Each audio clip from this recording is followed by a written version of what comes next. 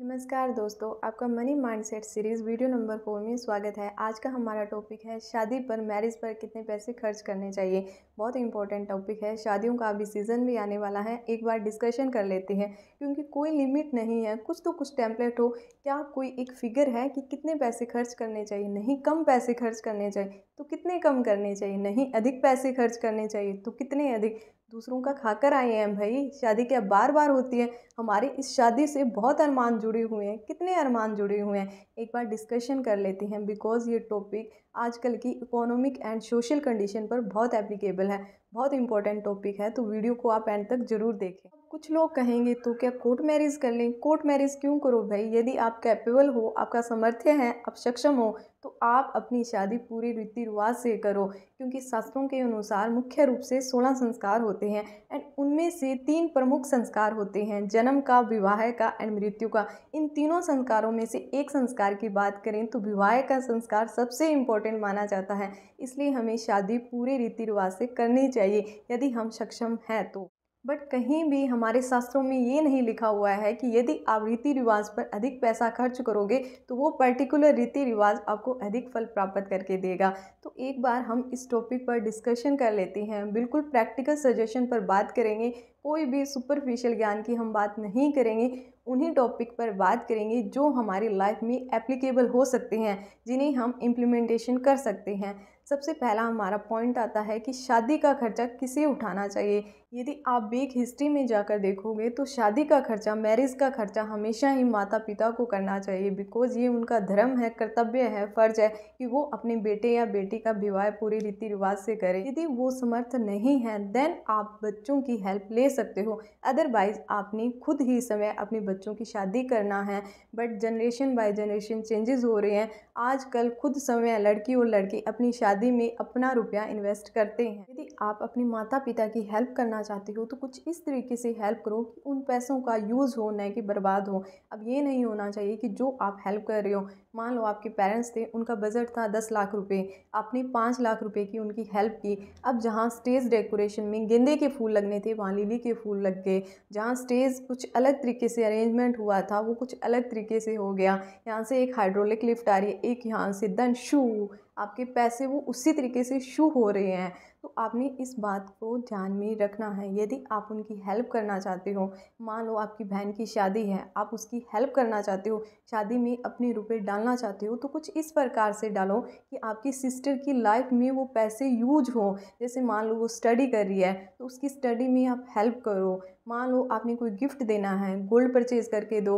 अधिक गोल्ड भी नहीं परचेज करना चाहिए, क्योंकि 20% लगभग उस पर मेकिंग चार्जेस लग जाता है, देन कुछ जीएसटी लग जाता है, तो उसकी नेट वैल्यू है वो इतनी नहीं रहती। आप उसकी गोल्ड है, जितने रुपए आप, मान लो 5 लाख रुपए आप एक्स्ट्रा लगा रहे हो, तो 5 लाख रुपए अपनी सिस्टर को गोल्ड के ईटीएफ परचेज करके दे दो। शेयर मार्केट में वो पैसा इन्वेस्टमेंट करके दे दो। या वो स्टडी या कुछ बिजनेस करती है तो वो 5 लाख रुपए आप उसकी हेल्प करो। यदि वो कोई घर परचेज करते हैं तो वो 5 लाख रुपए आप अपनी बहन का घर खरीदने में उसे गिफ्ट करो। आपने कुछ इस तरीके से अपनी सिस्टर की हेल्प करनी। अमूमन तौर पर जब शादी का डिसीज़न लिया जाता है तो हमारा मेन फोकस पॉइंट इसी बात को लेकर रहता है कि हमारे पर्टिकुलर नोन ने, रिलेटिव ने इतने पैसे खर्च किए थे, हम इससे भी अधिक धूमधाम वाली शादी करेंगे, हम इस लेवल की करेंगे, हम इतने पैसे खर्च करेंगे। एंड इसी लेवल के चक्रों में बहुत सारे व्यक्ति लोन लेते हैं। बहुत parents, even boys and girl जिसकी शादी हो रही है, वो अपने बिहाव पर लोन लेते हैं। फिर बाद में वो अपना लोन एंड ईएमआई पे करने में, अपनी उधारी देने में अपनी लाइफ को स्पेंड कर देते हैं। वो खाली पॉकेट के साथ अपनी मैरिटल लाइफ को एंजॉय नहीं कर सकते। अक्सर हमारे बड़े बुजुर्ग कहते थे कि हमें खाना, कपड़े और शादी, इन तीनों चीज़ों पर लोन लेकर या किसी से उधारी लेकर खर्चा नहीं करना चाहिए। इसीलिए जब भी आप शादी का डिसीज़न ले रहे हो तो कीप इन योर माइंड, यदि आपका 10 लाख रुपए का टारगेट है तो आप अधिक से अधिक 20% यानी 2 लाख रुपए का लोन ले सकते हो या उधारी ले सकते हो। इससे ज़्यादा आपने लोन नहीं लेना है, क्योंकि शादी खुद में इम्प्रूवमेंट के लिए की जाती है, न कि दूसरों के सामने खुद को प्रूफ करने के लिए की जाती है कि मेरे पास इतना पैसा है। यदि आपके पास पैसा है, आप शादी में वो पैसा लगाना चाहते हो एंड दिखाना चाहते हो कि मेरे पास इतना पैसा है, तो थोड़ा धैर्य के साथ, सहजता के साथ खर्च करो, ताकि वो पैसा दिखे और उस पैसे का यूज भी हो जाए। कोई भी अपनी पहली रेस में सारे पैसे नहीं उड़ाता, वेट करता है, वो टेस्टिंग करता है कि मेरा घोड़ा किस प्रकार से दौड़ेगा या मेरा व्हीकल है वो किस प्रकार से दौड़ेगा। देन वो नेक्स्ट रेस का वेट करता है एंड उस पर अपने पैसे लगाता है। आपने इसी ट्रिक को आजमाना है। मान लो आप शादी करने जा रहे हो, आपका बजट है 10 लाख रुपए का, 10 लाख लड़के वालों ने लगाने हैं, 10 लाख रुपए लड़के वालों ने लगाने हैं। आप दोनों शादी का जो टारगेट है, जो आपने बजट बनाया है, वो 7-7 लाख रुपए का करो। आपके पास 6 लाख रुपए बच जाते हैं। उन 6 लाख रुपयों का आपने यूज़ करना है अच्छे तरीके से, ताकि वो रुपया दिखे भी एंड आपका पैसा वो यूज हो जाए, ना कि वो बर्बाद हो। आपने कुछ इस प्रकार से काम करना है। जैसे छोटे बच्चे होते हैं तो हम उन्हें क्या कहते हैं, बेटा या बेटी होमवर्क कर लो, फटाफट आपको चॉकलेट या टॉफ़ी दी जाएगी। देन वो फटाफट होमवर्क कर लेते हैं। फिर उन्हें एक और पॉजिटिव रीइंफोर्समेंट दिया जाता है, यानी यदि आप क्लास में फर्स्ट आ जाते हो तो आपको एक अच्छा सा गिफ्ट मिलेगा। बच्चा फर्स्ट आने के लिए स्ट्रगल करता है, मेहनत करता है। आपने इसी ट्रिक को आजमाना है। आप अपने बच्चों से कहो कि यदि आप 1 साल अपना रिश्ता है वो अच्छे से मेंटेन करके रखते हो तो आपकी फर्स्ट मैरिज एनिवर्सरी पर 1 लाख रुपए लड़की वाले देंगे एंड 1 लाख रुपए लड़के वाले, यानी आपको 2 लाख रुपए का गिफ्ट मिलेगा। अब लालच तो सब में होता है, तो वो 2 लाख के लिए वो अपनी शादी को अच्छे से चलाने की कोशिश करेंगे। देन आपने फर्स्ट मैरिज एनिवर्सरी पर वो 2 लाख रुपए का कोई गिफ्ट दे दिया।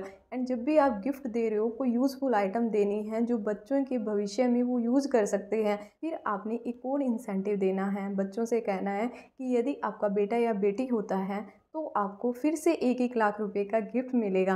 तो उसकी चाहत में वो बच्चे के लिए प्लानिंग करेंगे एंड देन वो बच्चा हो जाता है। फिर आपने 2 लाख रुपए का फिर से उन्हें गिफ्ट दे दिया। फिर आपने नेक्स्ट लेवल पर एक और इंसेंटिव देना है, एक और पॉजिटिव रीइंफोर्समेंट देना है।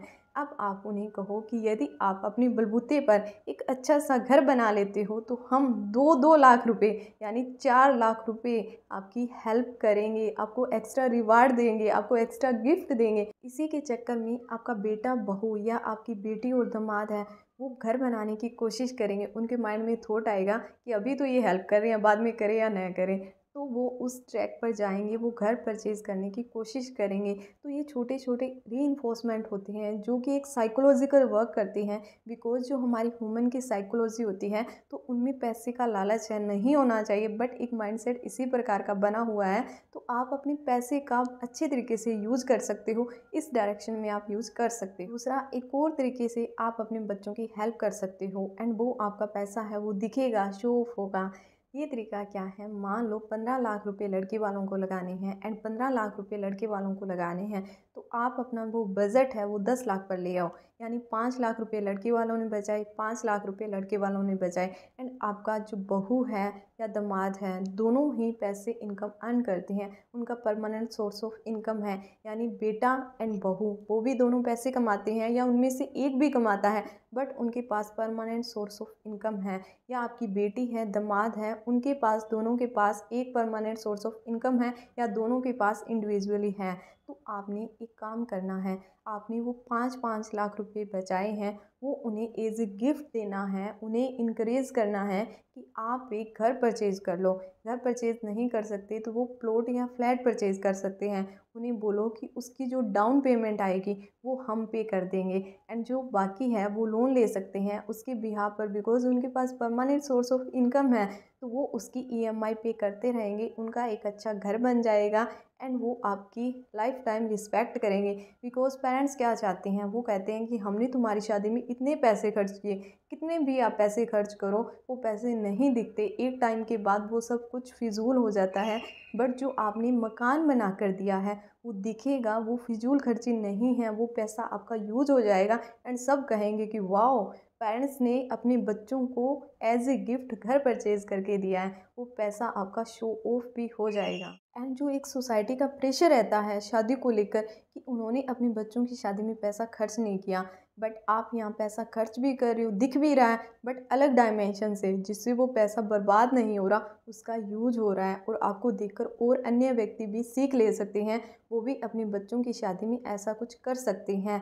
यदि आप इसी ट्रिक को आजमाते हो तो आपकी जो बच्चों की लाइफ है उनमें रिलेशनशिप से रिलेटेड एक स्टेबिलिटी आ जाती है, वो घर परचेज़ करने की दिशा में चले जाते हैं, जिससे उनका घर भी बन जाता है। बिकॉज जब घोड़े को रेस में दौड़ाया जाता है तो उससे पहले, दौड़ने से पहले उसके ऊपर टाइम, एफर्ट, एनर्जी लगाए जाते हैं, उसे ट्रेन किया जाता है। बट जब वो घोड़ा दौड़ना सीख जाता है फिर वो दौड़ लगा लेता है। तो आपने अपने बच्चों को घर बनाने के लिए एक ट्रेन करना है, उसका जो थॉट प्रोसेसिंग है उसी तरीके में, उसी वे में, उस डायरेक्शन आपने पुश करना है। यदि वो इस डायरेक्शन में चले जाते हैं देन वो अपने आप अपना घर बना लेंगे। शादी विवाह को लेकर हमारे माइंड में एक मिथ बना हुआ है कि जो सेलिब्रिटीज़ होते हैं, जो रिच क्लास, रिच सोसाइटी के लोग होते हैं, वो अधिक पैसा खर्च करते हैं, वो अधिक शो ऑफ करते हैं, बट वो अधिक पैसा नहीं खर्च करते। रियलिटी कुछ और ही है। जो हमारी कोर ऑडियंस है, जो मिडिल क्लास फैमिली है, वो सबसे अधिक पैसा बर्बाद करती है, शादी विवाह में सबसे अधिक पैसा खर्च करती है।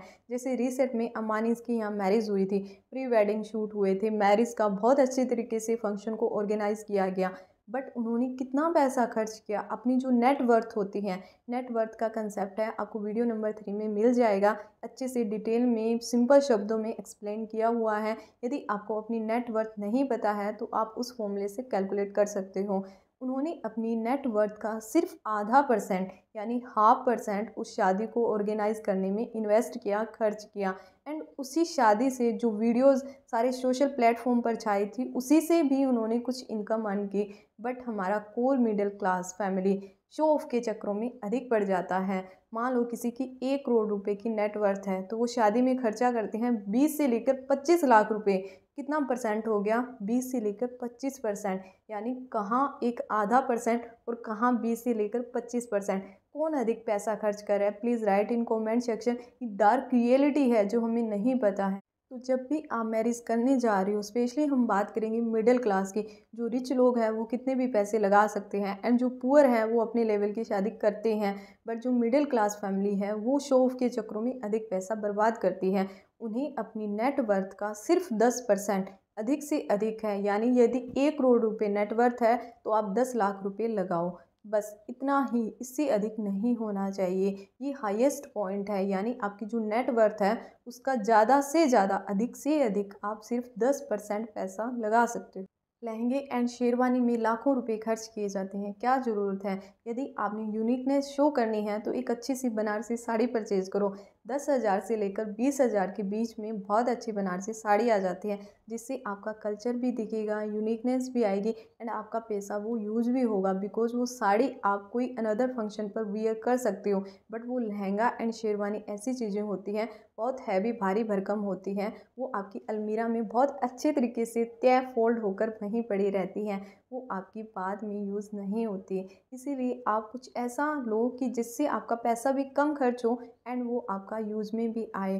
दूसरा, यदि आप दूसरे कपड़े परचेज़ कर रहे हो तो वो आपने अच्छी क्वालिटी के परचेज़ करने हैं, क्योंकि जो जूते होते हैं, आप कोट परचेज़ कर रहे हो, शर्ट टी शर्ट परचेज़ कर रहे हो, वो आगे आपकी यूज़ होगी। एंड गर्ल है वो अच्छे सूट परचेज़ करो, क्योंकि सूट है आपने बाद में भी पहनने हैं, साड़ी है वो बाद में भी यूज हो सकती है। खाना जिसमें हम 36 भोजन बनवाते हैं, आप 36 की जगह 12 बनवा लो, 12 कम लगते हैं तो 24 पर आ जाओ, बट उनमें आप क्वालिटी मेंटेन करके रखो। यदि आपने अधिक के चक्करों में एक भी चीज़ में आपकी क्वालिटी लो होती है, देन वो खाना जो खाएगा उसकी हेल्थ डाउन हो गई तो वो याद रखेगा कि उनके यहाँ खाना खा के आए थे, मेरी हालत ख़राब हो गई। वो आपकी 36 भोजन जो आपने बनाए थे उनकी कोई वैल्यू नहीं रहती। इससे अच्छा आप एक अच्छी क्वालिटी मेंटेन करके रखो। प्री वेडिंग शूट, मैरिज की फ़ोटोग्राफी, वीडियोस, कितना पैसा बर्बाद होता है।